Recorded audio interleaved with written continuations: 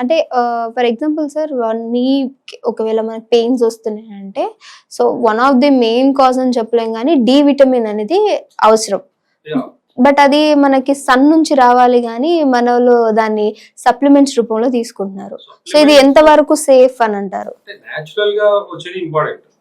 Sun నుంచి వస్తుంది, మనకు కొన్ని ఫుడ్స్ నుంచి కూడా వస్తాయి. సప్లిమెంట్ అనేది ఎప్పుడైతే డిఫిషియన్సీ ఉంటుందో, మామూలుగా అయితే అంటే 25 వరకు ఓకే, 30 ఏవో ఉండాలి, బట్ 25 వరకు ఓకే. బట్ బిలో 25 ఉన్నప్పుడు సప్లిమెంట్ కంపల్సరీ వాడాలి. ఎండకి ఎక్స్పోజ్ కావాలి. సప్లిమెంట్ అంటే D360 KNF టాబ్లెట్స్ వస్తాయి వీక్లీ, లేదా ఇంజెక్షన్స్ వస్తాయి మరి సివియర్ కేసెస్ లో.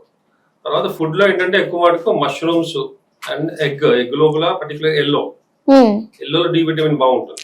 ఎల్లో తినొద్దు తినకూడదు అంటూ ఉంటారు కదా అంటారు, బట్ ఎల్లో అంత మంచిది. ఈవెన్ వైట్ తినకుండా పర్వాలేదు, ఎల్లో కంపల్సరీ తినాలి.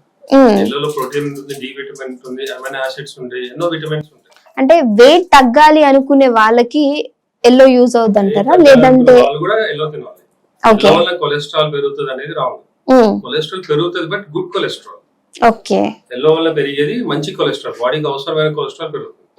ఇప్పుడు ఆయిల్ వల్ల కానీ ఇంకా వేరే ఏవైతే తినే ఫుడ్స్ ఉంటాయో బేకరీ ఐటమ్స్, దాని వల్ల బ్యాడ్ కొలెస్ట్రాల్ పెరుగుతుంది, అది మంచిది కాదు. బట్ ఎల్లో వలన ఎల్లో వలన గుడ్ కొలెస్ట్రాల్. అంటే మనం ఇంట్లో బాయిల్ చేసుకుని తినే వాటిలో చేసుకునైనా ఈ విధంగా కర్రీ చేసుకోవచ్చు, ఆమ్లెట్ అయినా ఏదైనా పర్లేదు. ఓన్లీ థింగ్ ఏంటంటే ఆమ్లెట్లు ఏంటంటే ఆయిల్ సాల్ట్ ఇట్లాంటివి ఎక్కువ వాడకుండా మామూలుగా నార్మల్ చేసుకోవచ్చు. అండ్ నార్మల్ గా 1 or 2 eggs విత్ ఎల్లో ఎవరైనా తినొచ్చు, ఎనీ ఏజ్ గ్రూప్ ఎవరైనా కూడా. చాలా మంది అంటే ఎల్లో ఒక్కటే తినాలి, ఎక్కువ తింటే మంచిగా అనుకుంటారు. అండ్ పెరిగే పిల్లలు, గ్రోయింగ్ చిల్డ్రన్ అండ్ ఎక్సర్సైజ్ చేసేవాళ్ళు, జిమ్ కి వెళ్ళే వాళ్ళు కానీ 4-5 eggs విత్ ఎల్లో తినొచ్చు. నెసెసిటీ ఉంటుంది కాబట్టి వాళ్ళకి, ఎందుకంటే దాంట్లో ప్రోటీన్ ఉంటుంది, విటమిన్స్ ఉంటాయి, అమైనో యాసిడ్స్ ఉంటాయి, డి విటమిన్ ఇవన్నీ ఉంటాయి. ఎల్లో చాలా మంచిది. తర్వాత విటమిన్ డి ఎక్కువ ఉండేది ఫిష్ లో ఉంటుంది. సో ఫిష్ కూడా చాలా మంచిది.